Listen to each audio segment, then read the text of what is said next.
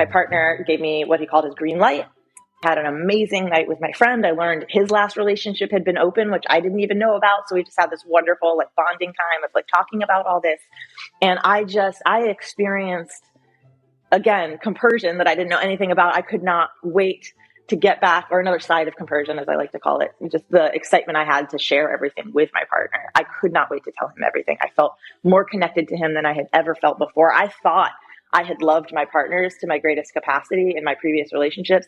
This unlocked a whole other level that I literally didn't even have words for. So the second I left my friend's place, I called my partner. I was gushing. I was so excited. Dead silence from the other side of the phone until all he said was, "I can't believe you did it."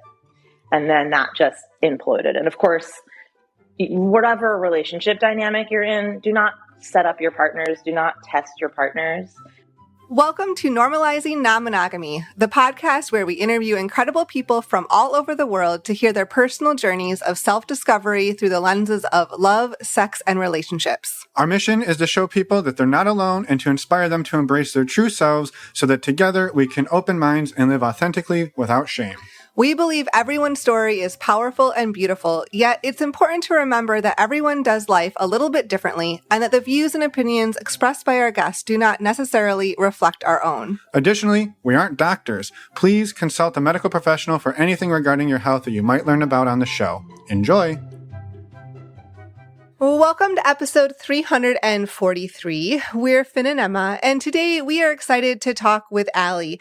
Allie walks us through her journey exploring non-monogamy over the last 8 years. She has also been a speaker and community organizer and non-monogamy educator, which she talks all about our work today. Yes, as Emma said, we are super excited about this amazing conversation today. And as Allie takes us through her story, you will learn that she hasn't just been into relationships and all of the stuff for the past 8 years. She has been passionate about relationships and human connection since a very, very young age. And it shows. She is now dedicated as an adult to helping people navigate sex-positive spaces consensually, empowered, and respectfully towards everybody involved, and with better communication. She weaves all of this together into her work as a relationship coach, and you can find more about her work at passporttopleasure.com. That's passport, 2, pleasure.com, and you can find links to that, along with the free tools that she shares with us about the relationship ratio and your big why on our website, normalizingnonmonogamy.com. Click on the podcast tab, and you will find right there the show notes for Allie, all of the amazing work she does, and photos of Allie as well. Yes, we're super excited to get Allie's work out there and for all of you to listen to this amazing episode. For anyone who is a premium subscriber, we're going to jump right into the interview with Allie now. And for anyone else, we are going to go through a few announcements. First up, if you're not familiar with the premium subscription, it's a way to skip these announcements up front, but don't worry, you still get important upcoming dates in the outro. And to sign up, go to our website, normalizingnonmonogamy.com. Just scroll down on the homepage and you can find all of the information right there. Next up, we want to tell you all about our virtual community. Well, let's just call it our community because it's not just virtual, people. We're getting in person. We are. We have a community retreat coming up this September in the San Francisco Bay Area. We're super excited about it. Yeah, we just put all the details out into the community, and we'll be sharing more details here in the next couple of weeks. But for now, if you would like to learn more, you can jump into the community for just a couple of bucks a month. Besides all of our amazing in-person stuff, you also get monthly Q&As, you get a men's group, you get a women's group, and you get daily ongoing support, love, and amazing humans around you all day, every day inside of our app, Mighty Networks app, community. It's fantastic. Check it out. It is. To sign up, go to our website. Again, normalizingnonmonogamy.com. Click on the community tab. All of the information right there. Next up, we wanted to remind you that the Week of Visibility for Non-Monogamy is coming up July 15th to the 19th, 2024. So that's just in a little over a month. We're really excited about this event. If you're not familiar, you can go to weekofvisibility.com, or even if you are familiar, go to weekofvisibility.com, find out all of the information, how you can get involved this year. You can also go back and listen to episode 341 with Brett, who talks all about this. Finn and I will be involved. We'll be doing a workshop likely on July 17th. More information will be coming very soon about this. But again, the website is weekofvisibility.com. And you can find links in the Podcast is a tough word to say when you're a podcaster. In the podcast show notes. And the podcast show notes. The last thing we wanted to remind you all about is Emma and I's favorite way to get tested for STIs. Yes, we have a favorite way because that's the type of people we are. It is the service we use. It's the service we love and we've used for years. It is called stdcheck.com. And when you use the links on our resources page or in your podcast player below, you save $10, which brings the cost of a 10-panel test all the way down to $129, which is a freaking deal. Yeah. So that makes it affordable. That makes it fast, easy, and discreet. We highly, highly recommend this service. If you are getting out into the world and meeting other people and having a good time, it's wonderful to know your sexual health status so you can share that and be an incredible sexual health advocate and keep everybody you're hanging out with safe, including yourself. And finally, a quick reminder, go to our website, go to the contact us button and send us a voicemail, send us an email. We would love to hear from you. If you want to come on the podcast, share your story, or if you have any other questions or comments for us, please let us know. And with that, we will jump on into the interview with Allie. Welcome to the show, Allie. We're excited to talk today. It's sunny for both of us, which is a rarity these days. So we're glad you're here. Welcome. Happy Friday. Good morning. All the things. Hello. Hi. Thank you for having me. Yeah, we're excited to get to know you a little bit better today and dig into your story. But to just get us rolling, do you mind introducing yourself at whatever level you're comfortable? And then we'll get a little weird with it. Awesome. Well, first of all, I'm a human being from Earth. So nice to meet you.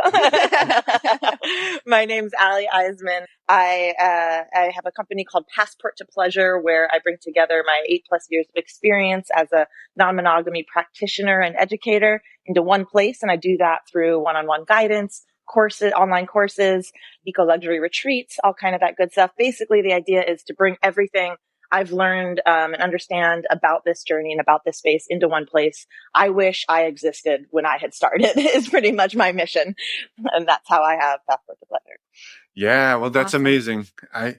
If it doesn't exist, build it. I think that's sort of what we've learned about this space. And so I'm always grateful to talk to other people who kind of take that approach.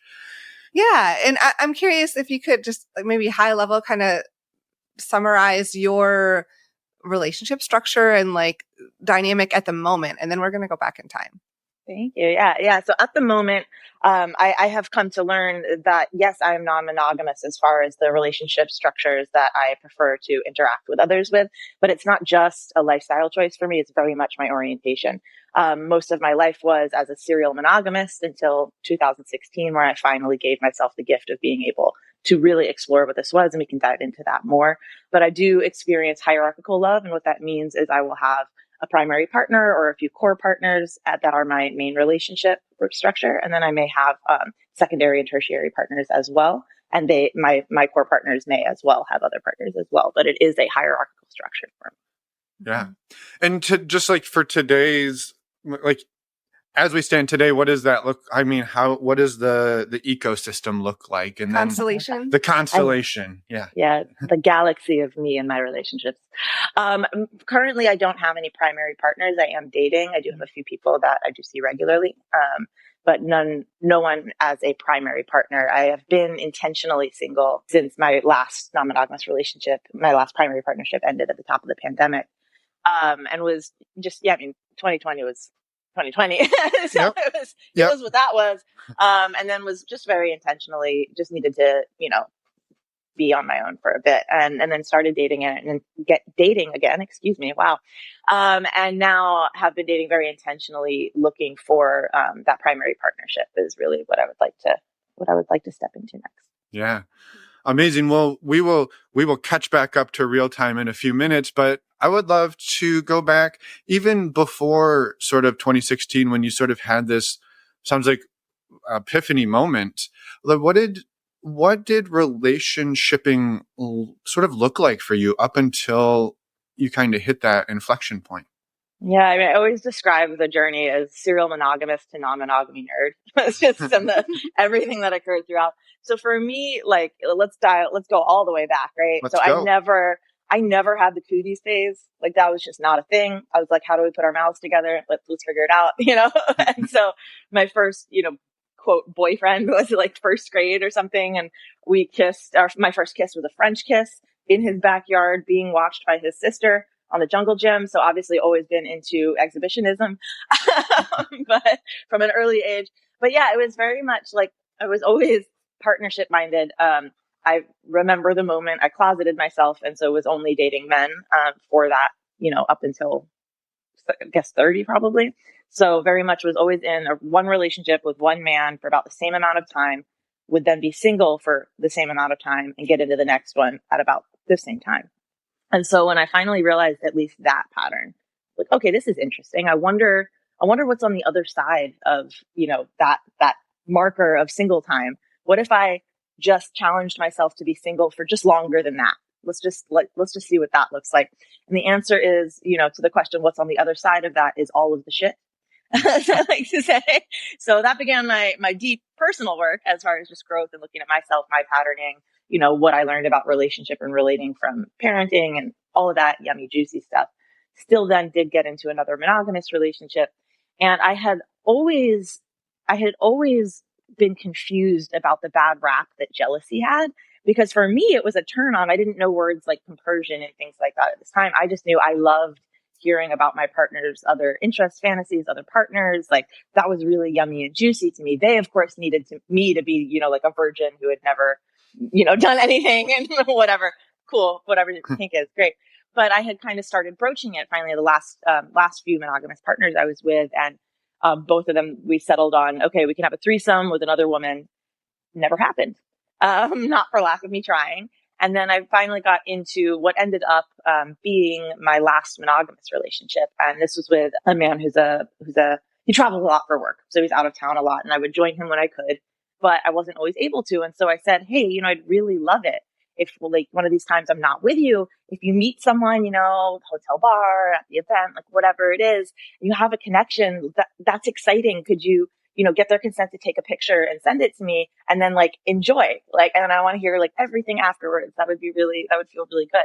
And so one time he did meet someone, they sent me a picture. She was super cute. I was really excited. Couldn't wait to hear everything. And I guess they stayed up all night talking, which is awesome. I'm here for it. That's wonderful. And then another time he was out of town. I was back home, wasn't able to join him. And I had a friend who was coming in to visit, for some work. And we had been friends for years. We did have a sexual history, but very much just friends. So it was like this perfect opportunity of, hey, here's this safe space. Like I'd love to explore. My partner gave me what he called his green light. Had an amazing night with my friend. I learned his last relationship had been open, which I didn't even know about. So we just had this wonderful like bonding time of like talking about all this.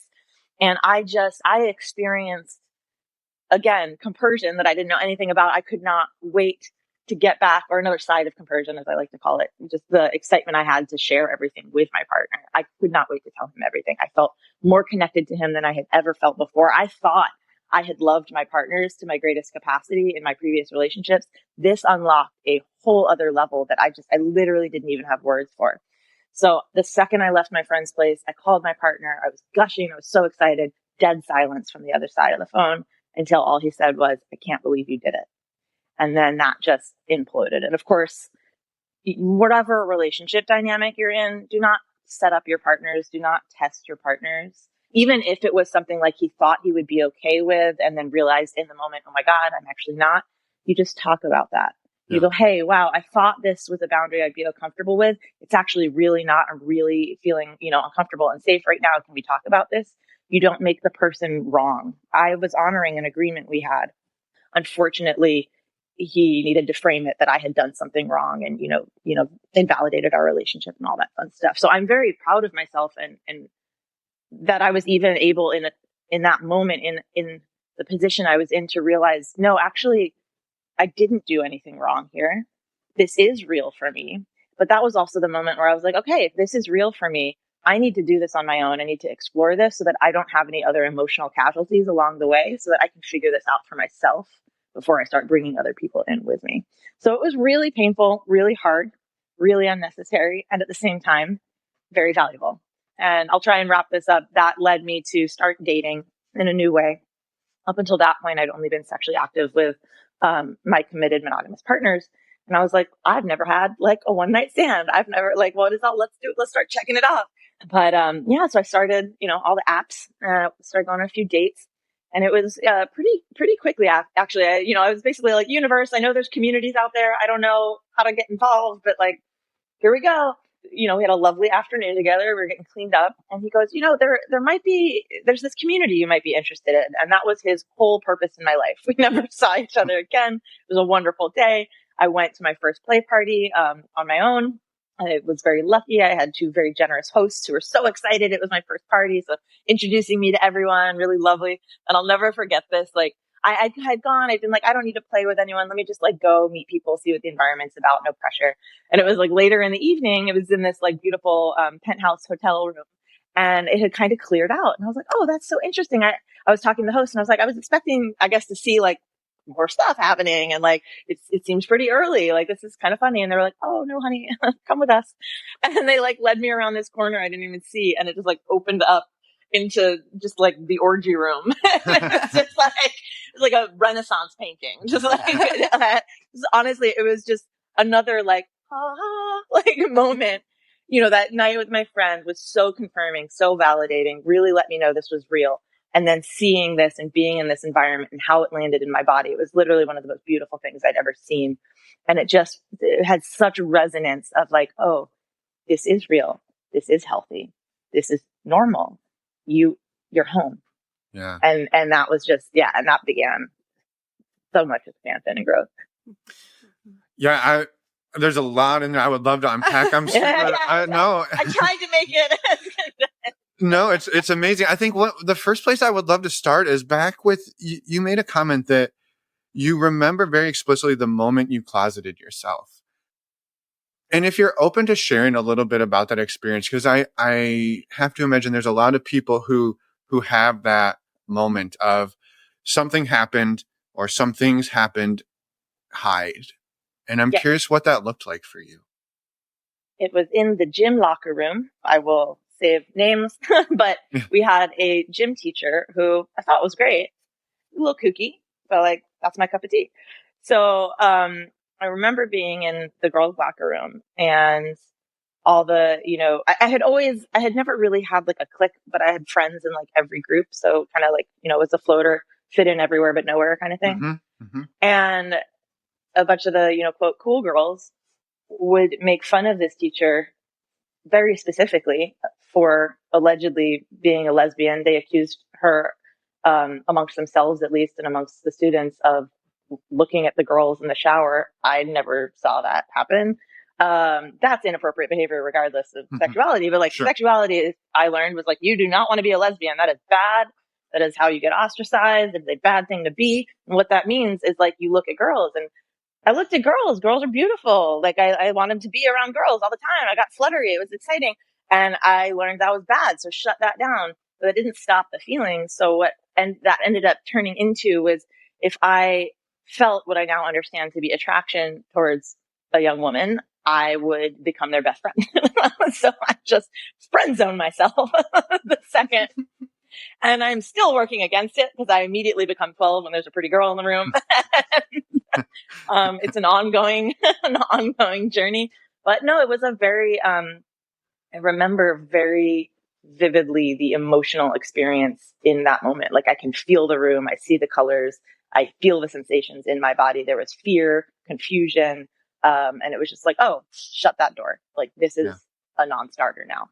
If I liked women later in life, it was for men, oh, it's exciting for you that I will play with a woman or that I'm attracted to women. And, only, in this most recent, decade of my life, have I been able to start exploring, oh, what is it for me to just have pleasure with a woman emotionally, physically, whatever, for me and for her. And that's it. Yeah. And it's been, pretty great.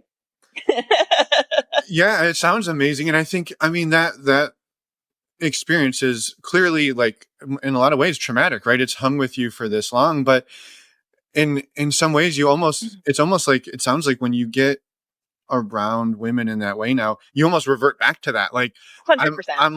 I still haven't resolved how to do this with women. Like, it sounds like men you've had that one figured out, but Yeah, I or at get least you're figuring it out. Figuring it out. yeah. Not that we ever figure anything out, but it's traumatic, but also a really beautiful sort of journey. So appreciate you sharing, Allie. Thank you. Thank you. Thank you for asking and for creating the space for it.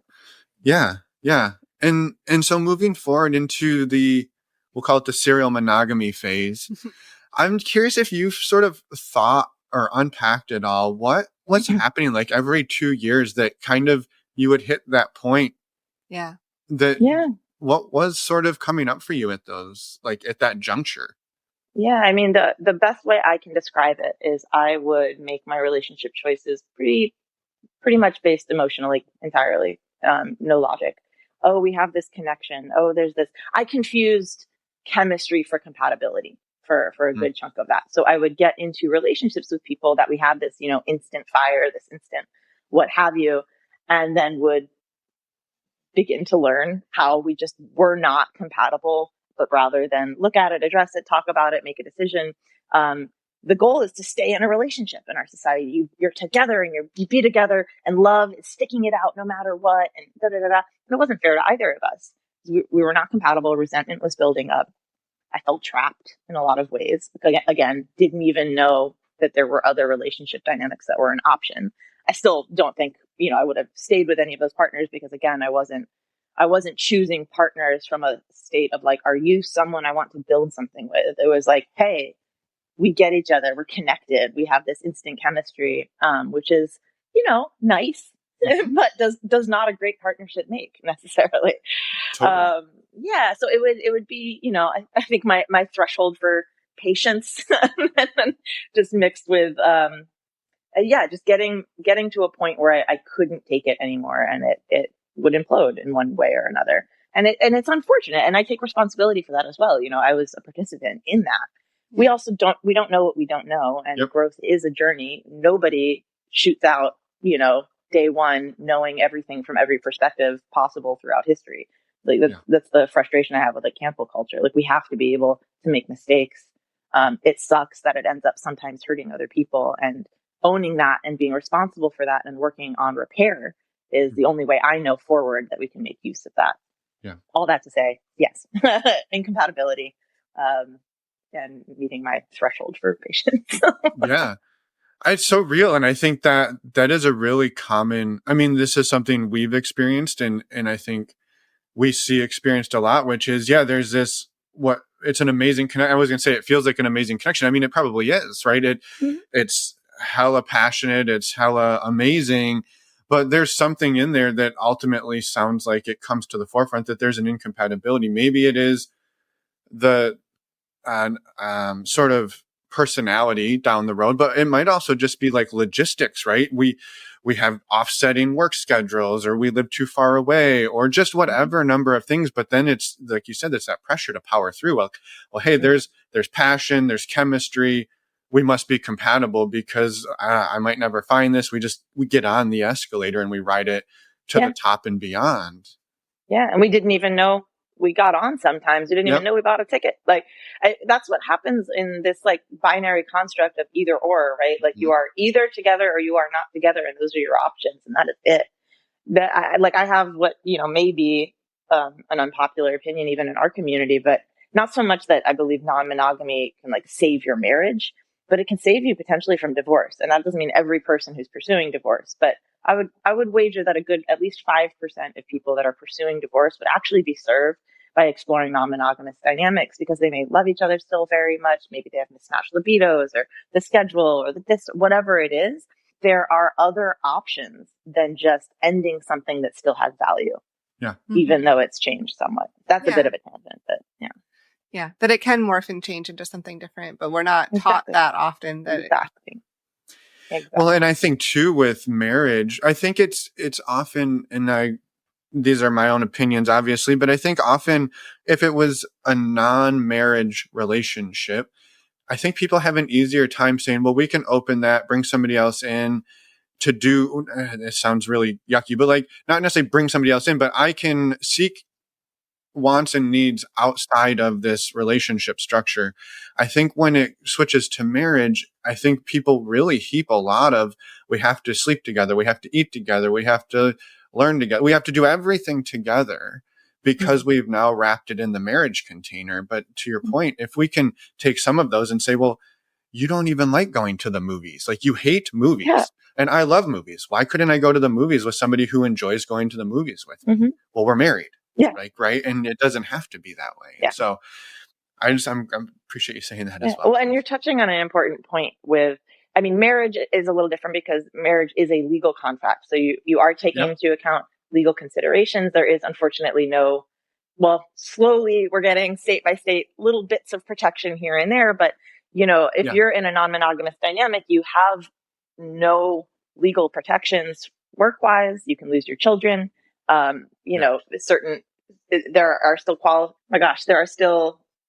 still shows up in the DSM as a disorder.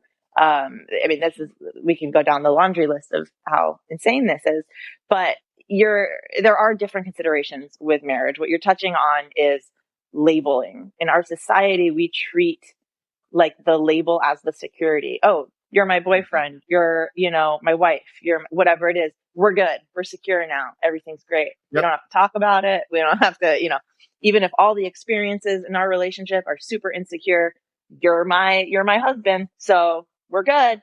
And that is it's just not how it works. Just plain and simple. Yeah. Once we achieve marriage, everything else we're safe. Yeah. We achieved it. We're good. Yeah. And yet every day we have to work up and bust our asses to make the marriage work. Yeah. And that's why I guide like my clients. Your relationship security comes from your relationship experience, not what you call it or not. It's something that you are recurringly experiencing. And if you are experiencing consistent insecure experiences, you are going to have insecurities come up. That is something that needs to be addressed. And there's nothing wrong. Like, it ties into jealousy as well. Like, jealousy is a beautiful tool. It's not something to run away from and be concerned. But I think there's like a big misnomer that people who are in non-monogamy don't experience jealousy. Like, I hadn't actually experienced jealousy. It was only compersion. And then I actually got to experience jealousy for my first time in my first non-monogamous relationship. Because there were insecure experiences in that relationship and insecurities that each of us were not dealing with. And it was an incredible experience to be able to lean into that, look at it, figure out what was there for me to work on my own, and then also to work on with my partner, because it's not always the same. Anyway, again, another tangent. I'm really good at those.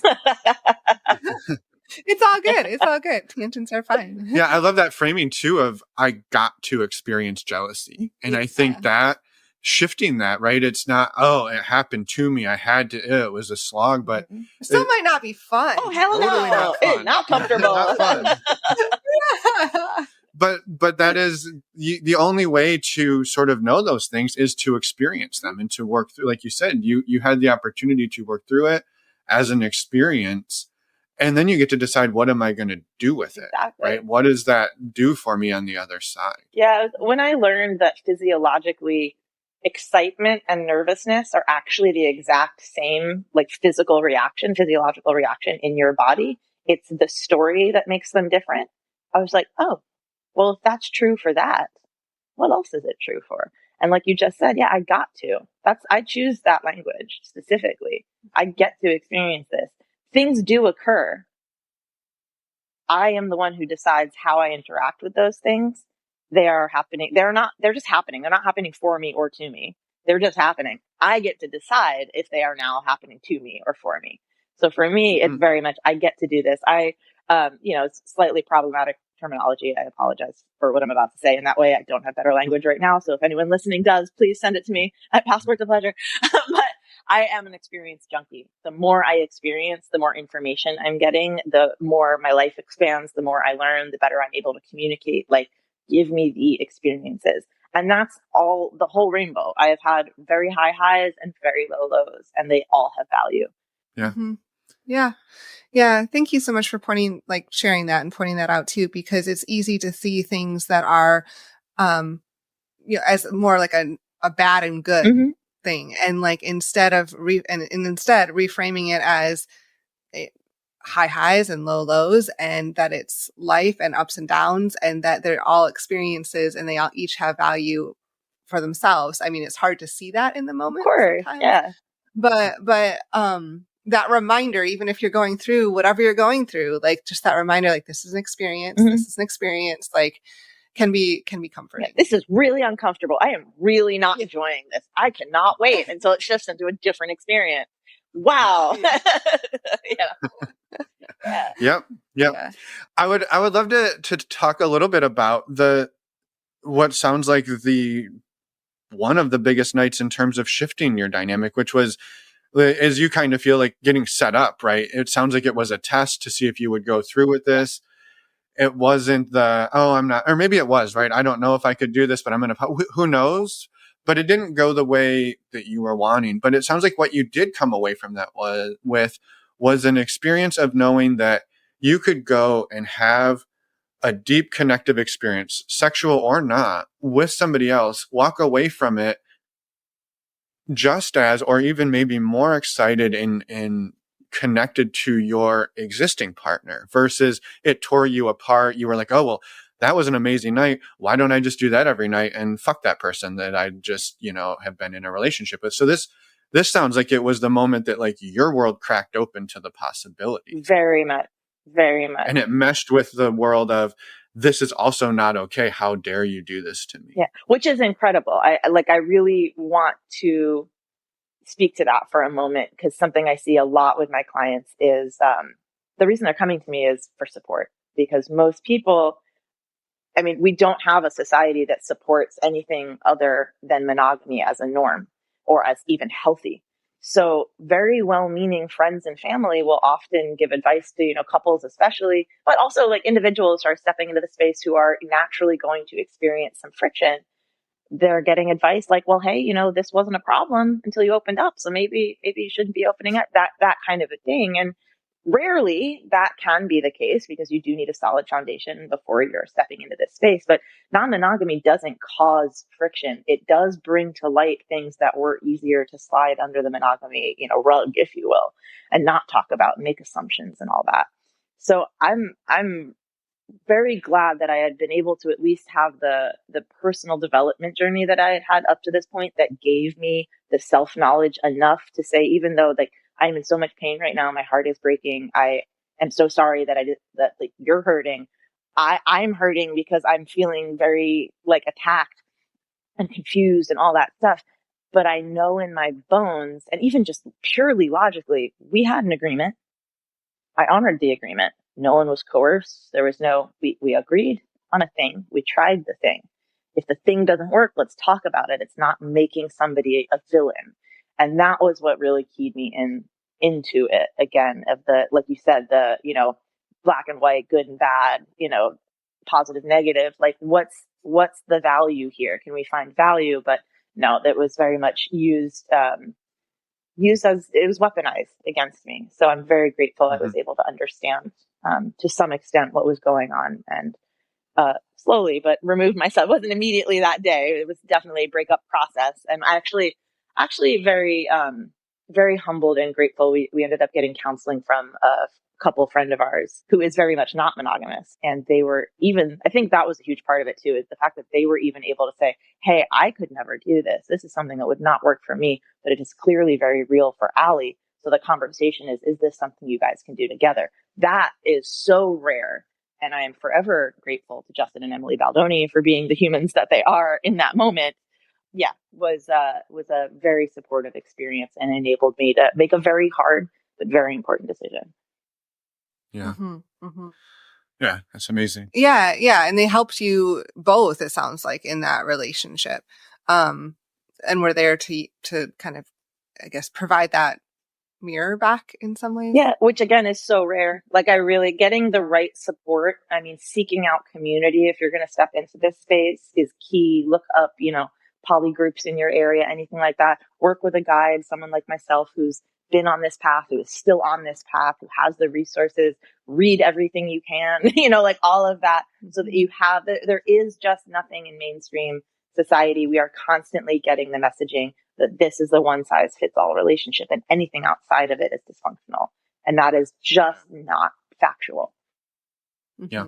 Mm-hmm. Yeah. Yeah, without a doubt. And so you wind up at this party. I know, I was going to go to the party. How do we get into this part? Yeah. No, I mean, it's amazing. I'm not trying to like gloss over it. I think, but there is this now moment of you go around the corner, the clouds part, the angels are singing. Where does this take you? Because that's a big moment to like walk around the corner and it's a painting of a Roman orgy, but it's not a painting. It's a real life play. Yeah.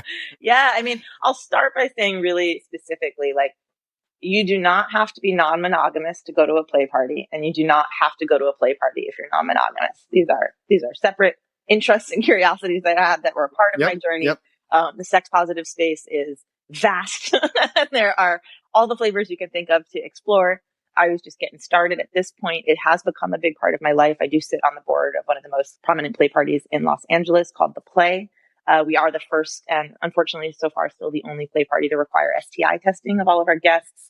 We're really trying to set a new precedent and standard for safety and health in the community. And yeah, it's just a beautiful, creative community. And I say the word community over and over again because it is very much a community. Yes, there are clubs you can go to, dungeons you can go to.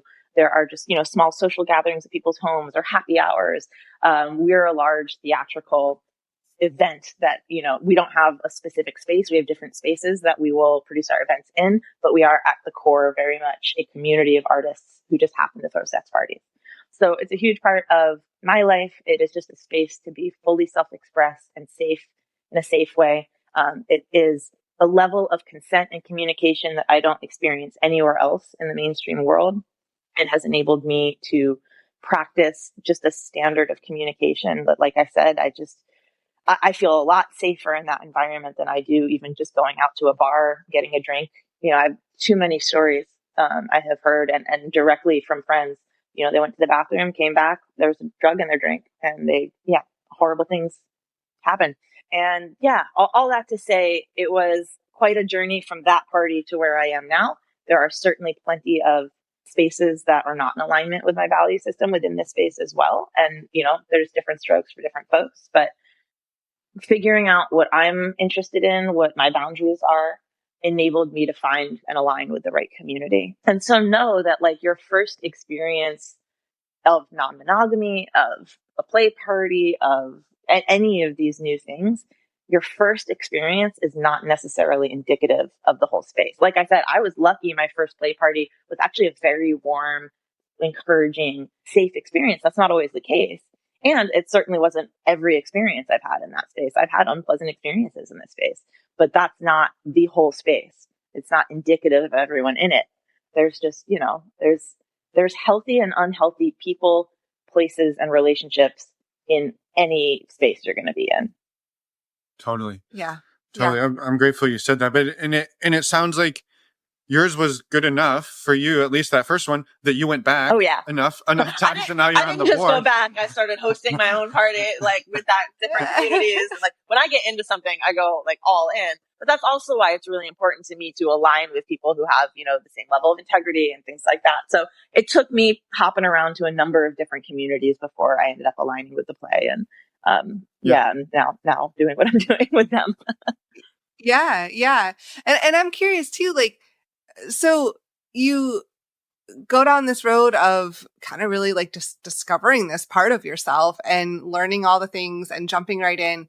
And kind of what does that look like on a relationship level too? Yeah. Well, and I'll adjust that. And I want to say two other things too, as a part of the journey. Like I did actually end up going back to school to pursue my master's in clinical psychology because I was like, oh, this is like really interesting to me.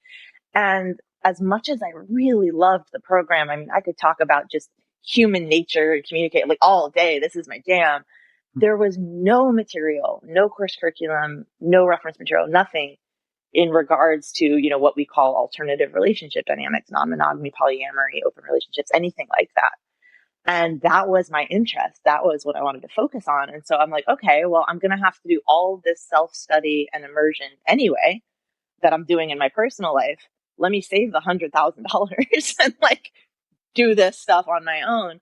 And that's was the hard decision that I made to not, go back to school, get my master's, but I have been immersed completely and just nerding out like hardcore the entire time. I love this stuff. I cannot study enough. I cannot talk to enough people about it. I cannot practice enough. For me, all of my relationships are, even if it's just one date, there is value there. There is something interesting. I love meeting people at wherever they are on their journey, and learning. Like this is an element that relates to your initial question, is like, what does that look like with relationships? So something I learned, I really love bringing people into this space. I get so excited because I know how much growth and how much, community that I'd never really been able to find anywhere else. Just so much of my life expanded, my professional life, financial life, physical life, like everything, right? So when someone is stepping into this space, I get super excited, whether that's just, dating non-monogamously or opening up their relationship or coming to their first party. I really love being like a guide of bringing people into that space. And what I realized kept happening is I was dating these folks. So I kept bringing people to their first party, for example.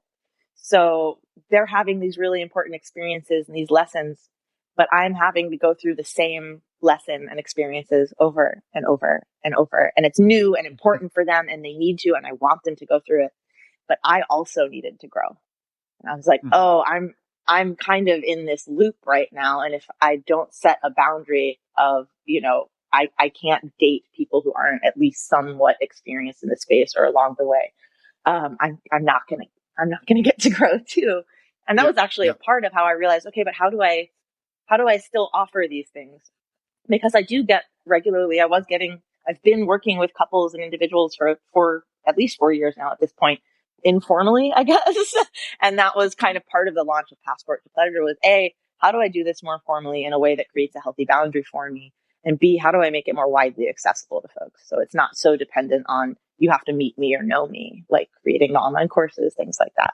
So that is a huge way that it impacted relationships, is like really actually helping me discover boundaries I didn't know were there. Because I used to joke like, oh, it's my kink to like bring people in, and like sort of, I do enjoy it, but it's not actually additive to my life in a way that is progressive and like moving forward. So.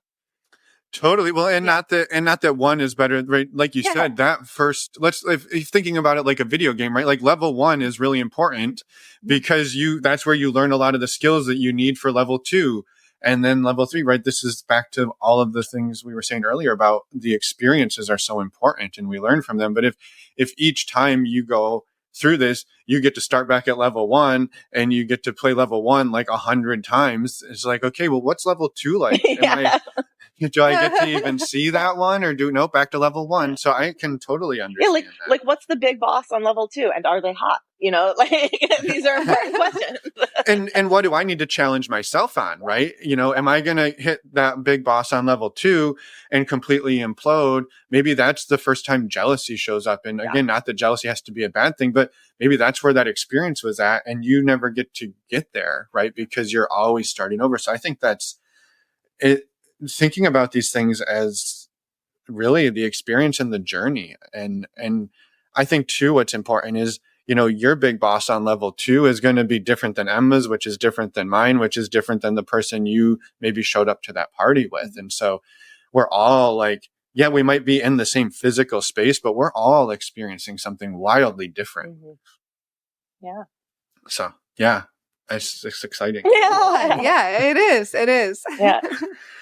I'm curious, as you've gone on this journey, how's it gone coming out more in those spaces and with other people in your life? Because that's definitely been part of your journey, I can tell as well. And we talked about the locker room incident at the beginning, and like, I'm just curious how that has evolved for you. Yeah. I mean, it's been an interesting road, because there were multiple coming out, sexuality, relationship dynamic desires.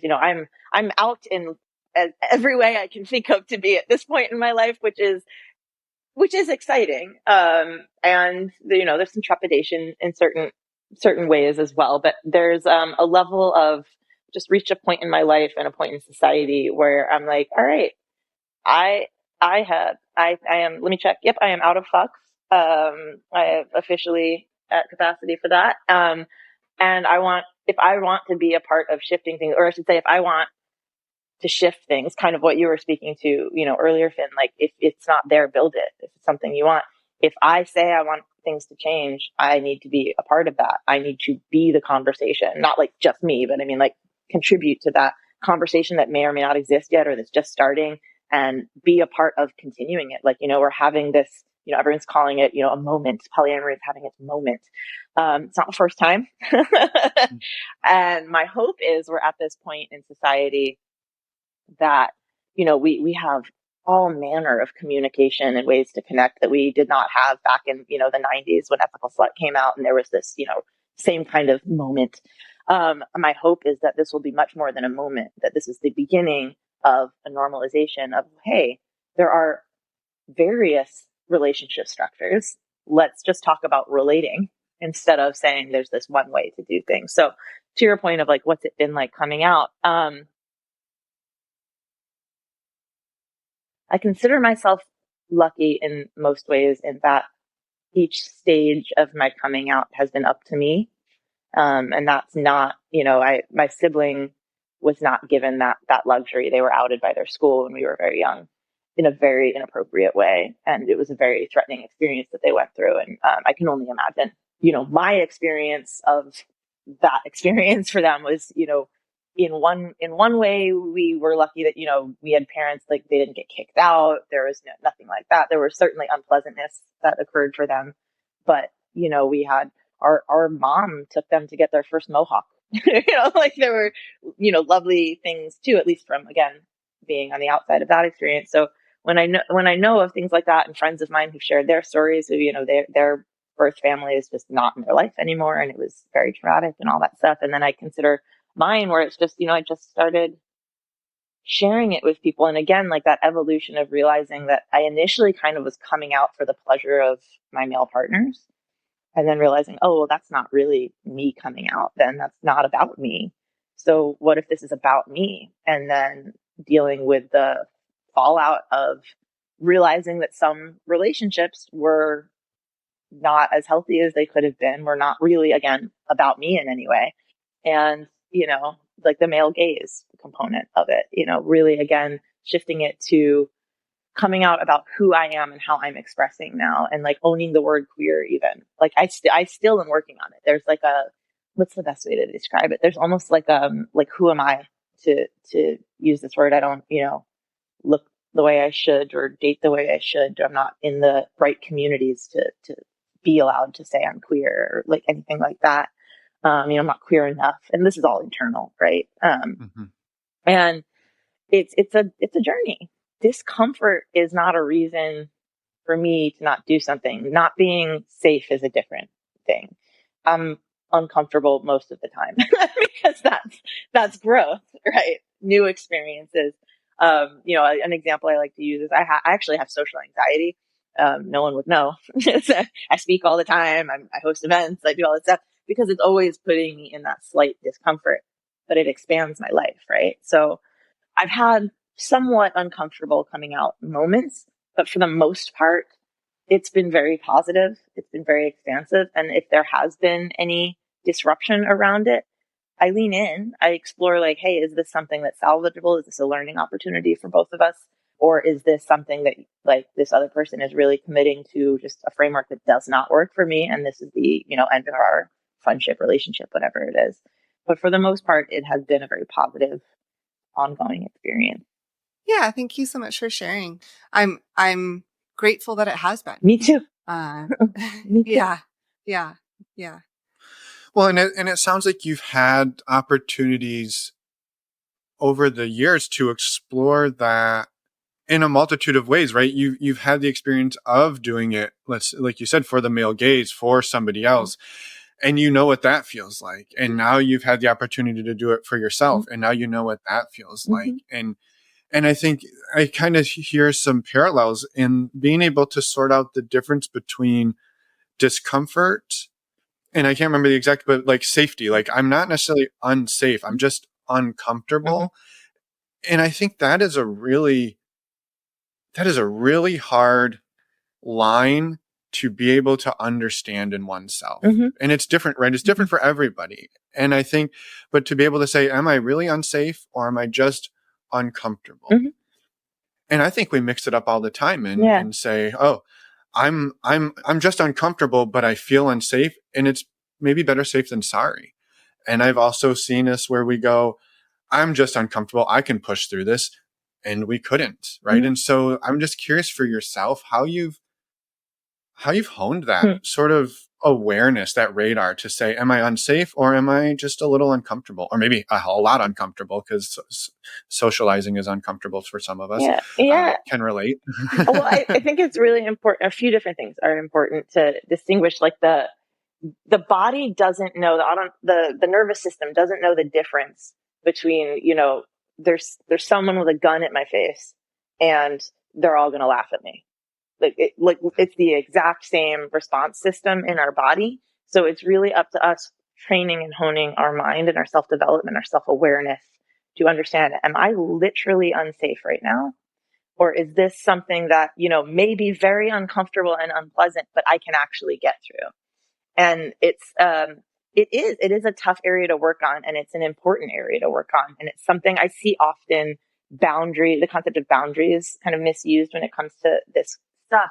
Boundaries are important to understand about yourself, what I am and I'm not comfortable participating in, trying, etc. Not in a way that they're a wall. It's not a full stop. Boundaries are where my edges are, so I know where it's safe to push. When I'm in a safe container with a safe person, I'm feeling all that stuff. Because if they're the edges of our comfort zone. So if we use boundaries as a full stop wall, we are in our comfort zone for our entire life. We never grow. We're never challenged. We're never experiencing new things. But if we know where our boundaries are from a sense of, okay, I know where this is, so I know which area I can just, gently push on in the right environment, then we start being able to expand those boundaries and thus expand our life and our capacity, etc. Of course, the complication of, trauma response in our body, it's a larger conversation, but it's important to understand, to me, what a boundary really is and what it is not.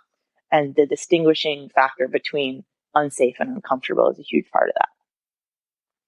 Yeah. And you asked, how do I develop it? So for me, again, I've been pushing boundaries in many areas of my life consistently. And that's why I joke, but I'm very serious. I am pretty much always slightly uncomfortable. They're not called growing pleasures, right? There's just a little, something going on. And so I'm at a point in my life, and I do not recommend this for people that are just getting into this space, just starting their journey. But I discover my boundaries now by hitting them head on when it comes to sexual stuff. I mean, certain things I do have, very limited, no thank yous. But if I'm with a new partner, they have blanket consent because I want to discover what's possible with them.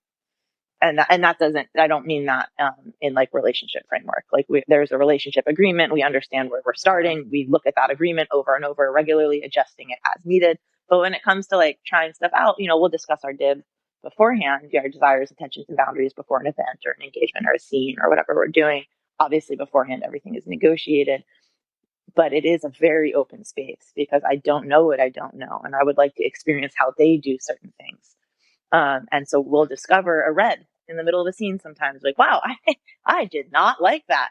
Okay, let's not do that again. And that's fine. And that's the importance too of creating a relationship structure that has the room for mistakes.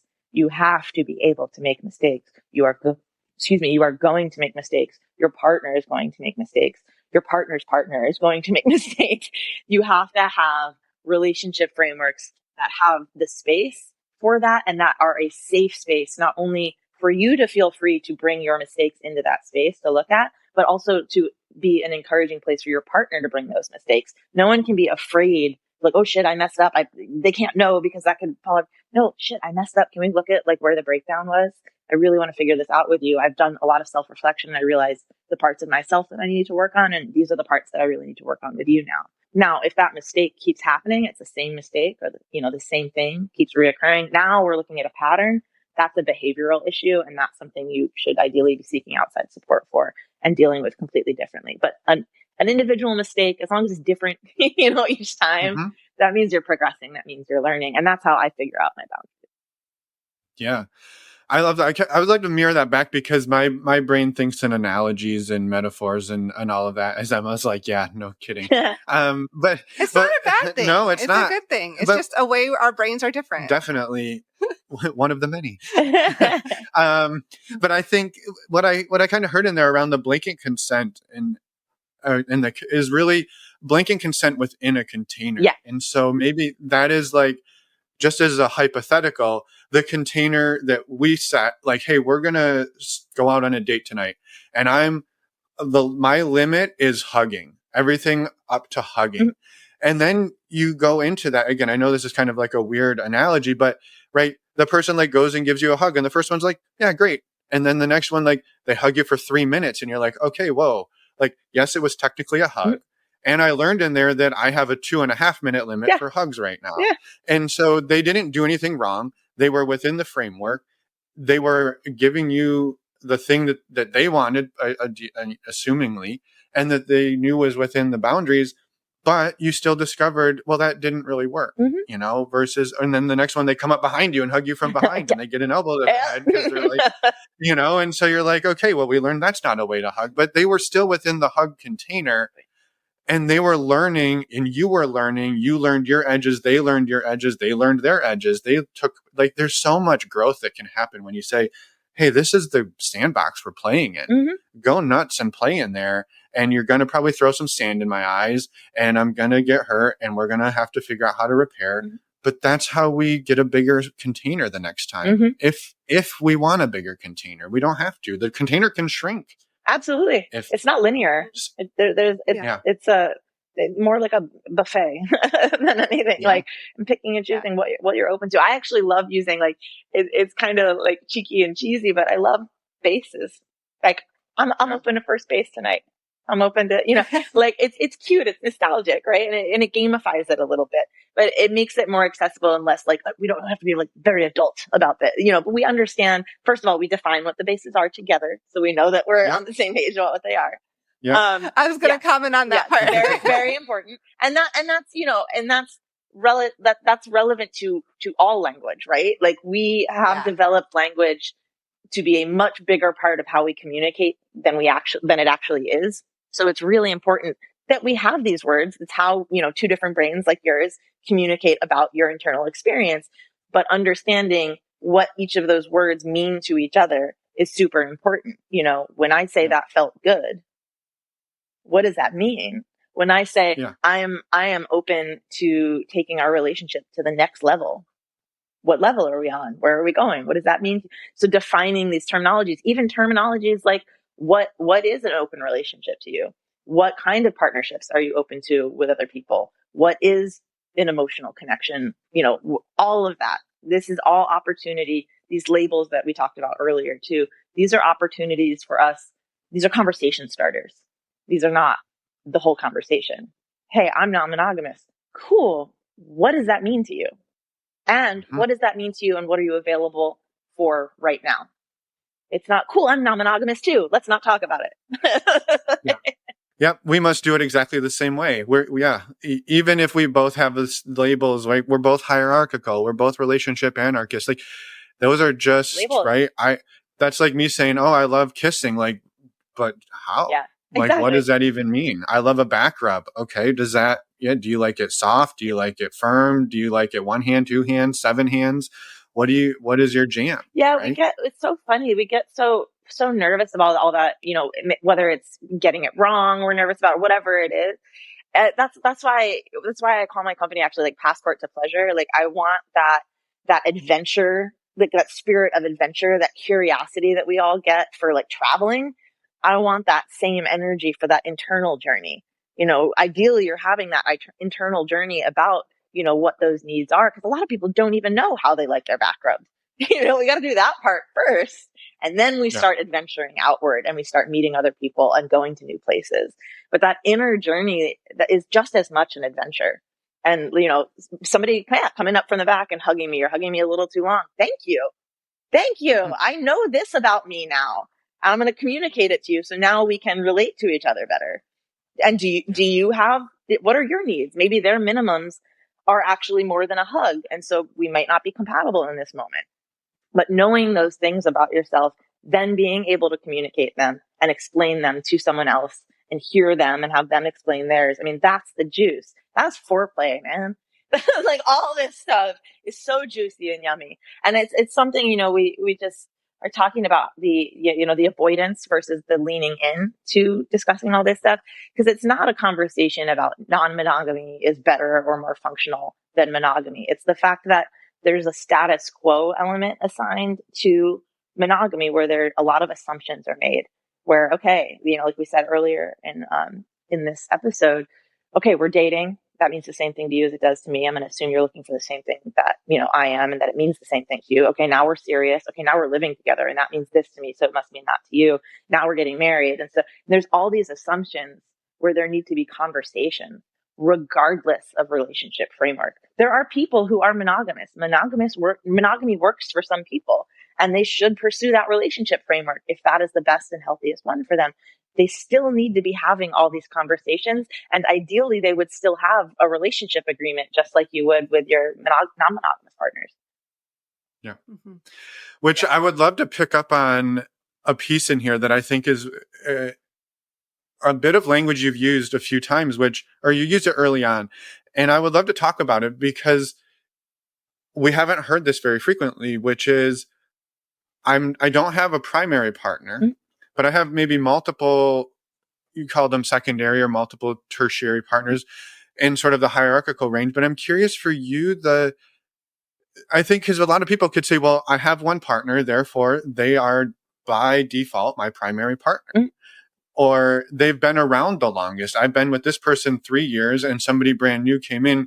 Clearly the person who's been there 3 years, that's my primary partner. And this new person is secondary, tertiary, whatever, somehow lesser. And I'm curious for you, the choice to say, I don't have a primary partner. I have multiple secondary or other connections, and sort of how you view sort of that framework, I guess, is maybe the best way to describe it. Yeah, I really appreciate you drawing attention to that. Thank you. Because everything you just said, there's, what I heard where I measure, not you, but like in these examples, I'm measuring the quality or impact of my relationship based on time as one example. Mm-hmm. So for me, when I say primary partner or core partner, it's someone I'm looking to build a life with. I do want life partnership. I'm not a fortune teller. I don't, the idea we're together forever. I would like the intention, but I understand that there's room for that not to necessarily be the case. But I'm looking to build something consistently and consciously with someone for as long as we're able. And I'm looking for somebody who wants to do that as well, ideally with me, so that we can do it together. And for me, that's what primary partner is. Somebody who's been in my life, who's important to me, but isn't maybe somebody that I also would like my primary partner to be my nesting partner. I've actually never had a nesting partner. I would really like to experience that. And for me, that's something, at least at this stage, that I would really like to do with somebody who is also my primary partner. So those two things are, do not necessarily always go together. Yeah. For me, it's somebody kind of back to an earlier part of the conversation of realizing that I was dating people who were very dramatically not compatible. So for me, a primary partner is a lifestyle choice. There are certain, doesn't mean we have to do everything together. That's not what I'm saying, but are we additive to each other's lives in the ways that we each really want to be and want from a partner? To me, relationships, healthy relationships are inherently reciprocal. There's a tendency in our world to say, transactional relationships are this nasty thing, or people will actually, what I have found is a lot of people will hide very transactional frameworks underneath the guise of, I don't believe in transactional relationships. It should be organic and we go with the flow and da-da-da. And it ends up being a very one-sided relationship because what they're saying is, no, I will be here to receive all day. And I'm going to want a lot from you, but you better not need anything from me because I don't believe in transactional relationships. That is a bit of a red flag. So all that to say, reciprocity is important. The kind of reciprocity needs to be compatible and the capacity for it needs to be aligned as well. So that's what I mean when I say primary partner. Mm-hmm. Yeah. Mm-hmm. I love that you brought it full circle back to the compatibility, because that was the first thing that came to mind when you sort of started unpacking that a bit was exactly that, you know, perhaps some of these relationships from the before times would have been quote unquote successful if they had had a better container to say, your capacity is this, my capacity is this. Our partnership should be, we see each other once a month for a wonderful dinner and a great walk on the beach. That's what we do well together. Yeah. Yeah. We're trying to force ourselves to move in together, do all of the things we want to, but to be able to look at that and say, no, we can't. Yeah. Not because you don't want to or I don't want it, but that's not our thing. That's not what we do. Yeah. That's not what we do. But you also talked about the trap in there, which happens, I think, and I don't ever think it's conscientious of, hey, you know, I really want, like, this would be somebody coming to you saying, I really want a nesting partner, primary partner, all of these. I want the same things as you do. And they have the capacity for 5% of it. And now you're over there going, all right, I'm going to give 195%. I'm giving my 100%. I'm giving 95% of yours. Cause we keep saying we want the same things, but yet how does that ever work? Yeah. We can't actually do it. And those are really hard too. Cause then you have to be like, okay, we have the same wants, but we don't have the same capacities. Yeah. Well, and like, that's a place for grief to just come rushing in all over you. Very, very much is like wanting something is step one. Mm-hmm. Like, how are you living your life to give that to yourself, to create the opportunity for it to be given to you? What are you contributing to make that a reality? Wanting something great. I want chocolate ice cream. I'm going to sit here and I'm going to want chocolate ice cream until I go and I get that chocolate ice cream and I find the place that has the kind that I like and I order it and it's got to be in stock and like, da-da-da. This is a very loose metaphor. Then you're the metaphor person. I'm going to leave it to you in the future. But, yeah, there's like, it frees you up where it gets you out of this all or nothing. We're together or we're not together. Hey, I really enjoy spending time with you. At this point, this is the capacity of our relationship right now. I really enjoy doing this and this with you, but I want also more of this. I don't want to not see you anymore because I really enjoy you in my life. Are you open to this being our context? Versus shit, you can't, you know, we're on an escalator that neither of us wants to be on, but like, you know, we got to ride it. I like to think of, do you guys know the artist MC Escher? Mm-hmm. So if non-monogamy has an escalator, it was designed by MC Escher. Perfect. I have not heard that parallel. I love that. I might pitch off post on that. That's a good. I love that. I think too, I'm happy to grab your chocolate ice cream metaphor and run with it for just a hot second, because I think it's perfect in the sense, because then what happens, you bring a second person in or a third or fourth, and you're both sitting there going, I want chocolate ice cream. And invariably likely one of those two people is going to be the person who says, well, damn it, this ice cream is not showing up. I'm going to go grab it. And then they go get the ice cream. And then we start a pattern where we both sit there and go, we want chocolate ice cream. And the pattern starts to get carved into a groove of this person always goes and gets the ice cream, but you both keep saying you want it. And then we see this too, where somebody finally gets to the point where like, I'm not getting it today. And then you both just sit there going, we want the ice cream. Mm-hmm. Why aren't you getting the ice cream? I always get the ice. And then resentment. Right? So it's resentment because of the incompatibility. Only one of us had the ability to go grab the chocolate ice cream, not because the other person didn't want it. They don't love it. They don't want to eat it with you. They just, for whatever reason, they can't get up and get it. Mm-hmm. And that's not because they're a failure. Mm-hmm. It's just, I don't know. Those are very tough moments to sit in and go, we both want a thing. Yeah. And this thing we can't have with the two of us. And the other way of let's get in there. I'm loving this. The other thing that can be discovered is I really love opening the carton and serving the ice cream. I really hate going to the store because I just get overwhelmed with all the stimuli, whatever it is. Oh, you really love going to the store because you love meeting people and being out in the world, but like touching the cold carton and just like you feel like it's just hard. You have to wait for it to melt. So if you go get the ice cream, I love scooping the ice cream. And then we both have bowls of ice cream and we're both doing the part of it that we love and we don't have to do the part of it that we don't love. That's compatibility. Yeah. Now I really want chocolate ice cream, you guys. I know. I was like, I want some ice cream. And all we've got is a little bit of cookie butter ice cream in the freezer. But I think it's perfect. We have some sorbet. We have some sorbet. The idea that, we get to both, I mean, I think it pulls it full circle to we get to then define, what does that even mean? I love eating ice cream. I love the scooping part. Emma loves standing in the freezer aisle looking at 700 different flavors. Great. So now we know, like, eating ice cream means Emma goes to the store and I stay at home warming up the spoon so I can scoop the ice cream when she gets back. But we would have made a lot of assumptions, to say we both have to go to the store. We both have to scoop it. We both have to eat it. I eat mine with a fork. She eats hers with a spoon. I don't actually do that. Please don't email us. But we might do this very differently if we were able to sit and talk about it. But those conversations are hard. Yeah. And you know what? I would love to add this to that those conversations can be challenging. And the more you practice them, the better you will get at them. And the sooner you can have them in any dynamic. I had a really beautiful experience on a first date yesterday. It was just a coffee date. It was a coffee date.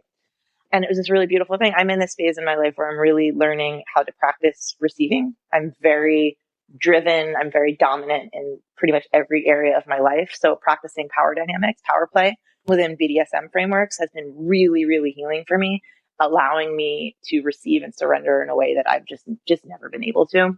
And it's helped me balance a lot of things in my life. So I'm practicing it in every area that I can with clear communication, of course, down to I can get my own coffee. I can get my coffee. I can get your coffee. Like, that's not a problem.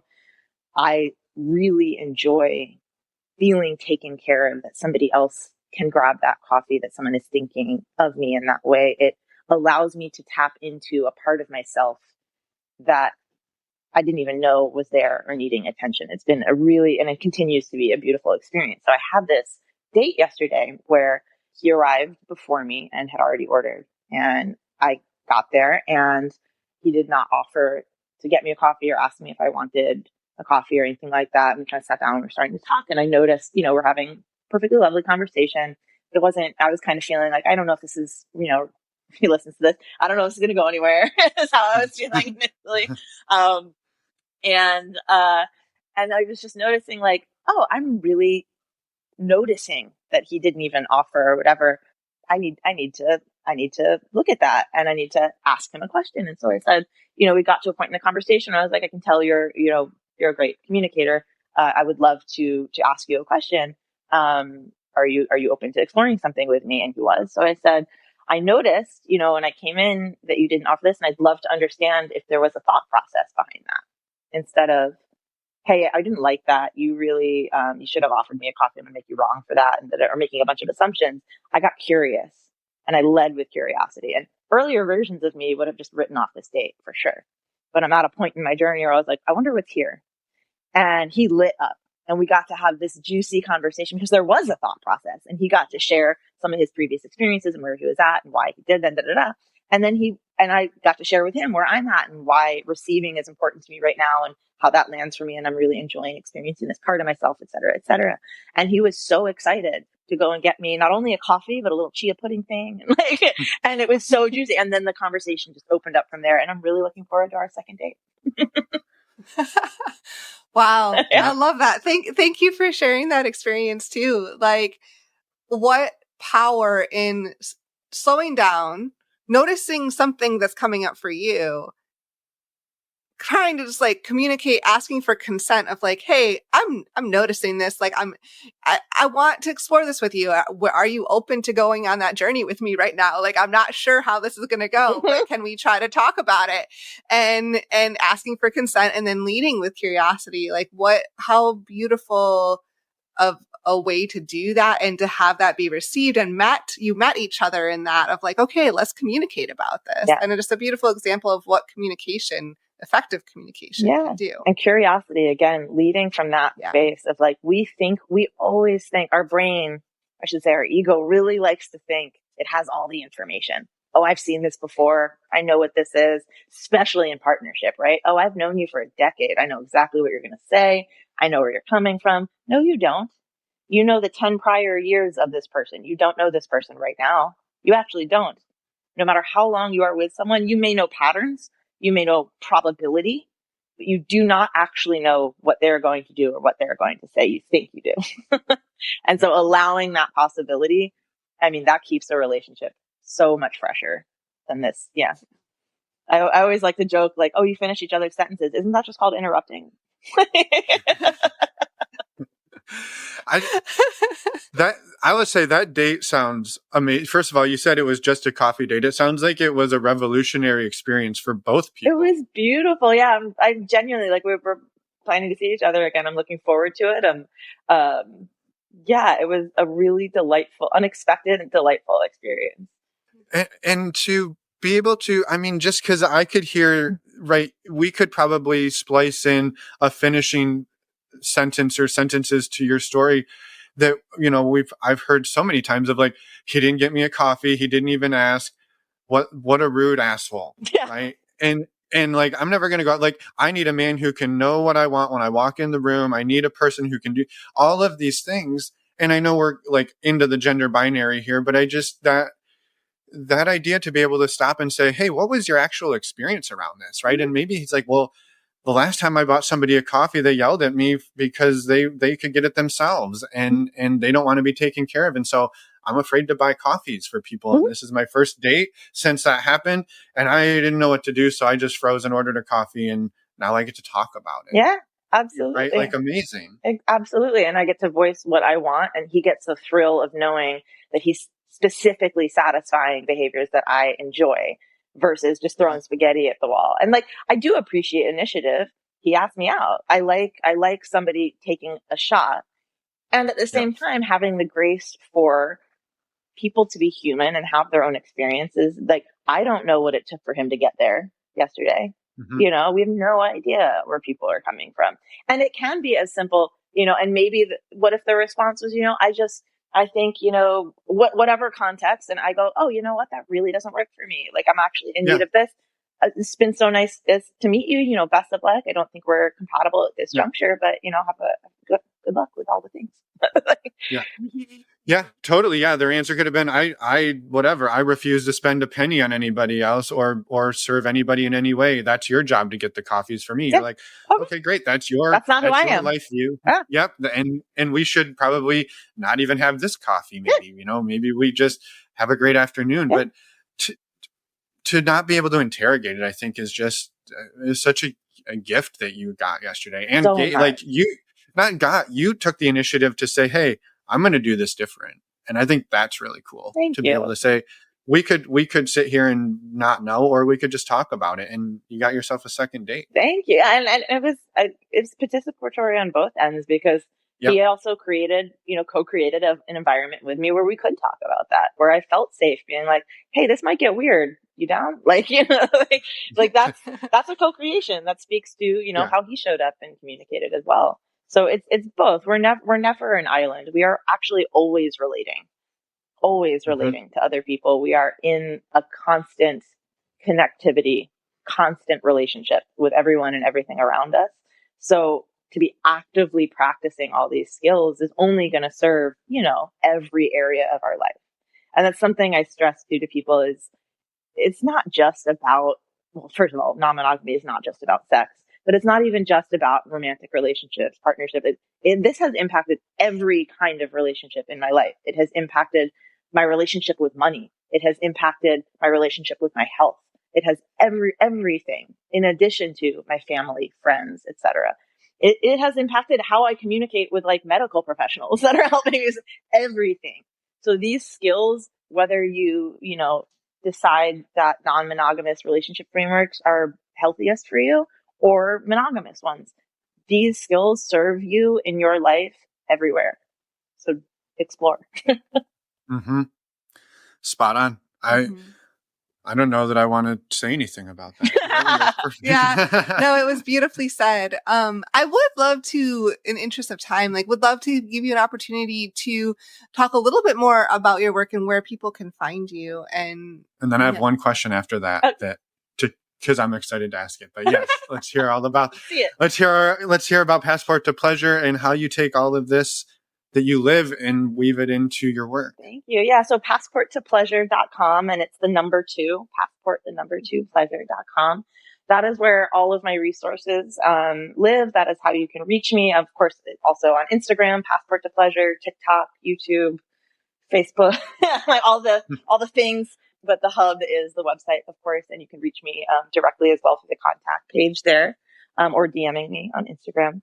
I offer my foundational online course, ENM 101, Exploring Healthy Non-Monogamy, is something that is just something I've been wanting to build for so long, of just like, what is the thing that you can watch, that you can watch alone with your partner, that you can send to a friend who's getting started, that you can give to a potential new partner who doesn't have as much experience in the space as you, who, all the things. What is like the basic foundational like information that you need to just get started? And that is what ENM 101 aptly named is it gives you the language, the vocabulary, and understanding of all the relationship frameworks.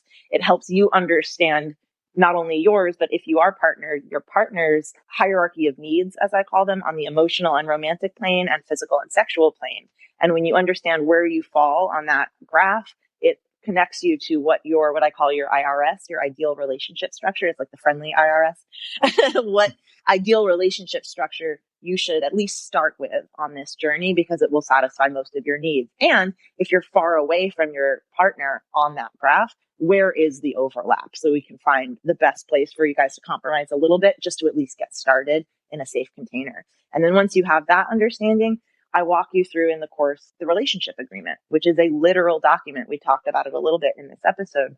It's a literal document that you build with your partner about, what are our boundaries? How do we communicate with and about new partners? What are our safer sex practices, our exposure plan? What is our co-parenting plan? Et cetera, et cetera, et cetera. All the big, the big elements that you need.